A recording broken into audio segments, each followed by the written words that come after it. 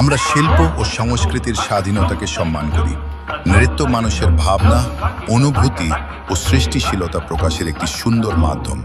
কিন্তু সেই শিল্পের মাধ্যমে যখন কোনো ধর্মের আরাধ্য দেবদেবীকে এমনভাবে উপস্থাপন করা হয় যা ভক্তদের কাছে অশালীন, অসম্মানজনক বা ধর্মীয় ভাবাবেগে আঘাতকারী বলে মনে হয়, তখন সেই উপস্থাপনা নিয়ে প্রশ্ন তোলার অধিকার আমাদের অবশ্যই আছে। বিশেষ করে মা ছিন্নমস্তা শক্তি উপাসনার একটি গুরুত্বপূর্ণ রূপ।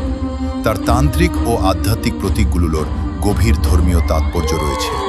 তাই এই দেবীর রূপকে শুধুমাত্র চমক সৃষ্টি বা বিনোদনের উপকরণ হিসেবে এমনভাবে প্রদর্শন করা উচিত নয় যাতে তার ধর্মীয় মর্যাদা ক্ষুণ্ণ হয়।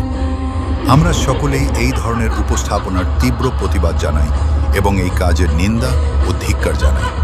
ধর্মীয় বিশ্বাস ও দেবদেবীর মর্যাদার প্রতি যথাযথ সম্মান বজায় রাখার জন্য আমরা সংশ্লিষ্ট সকলের কাছে আহ্বান জানাচ্ছি।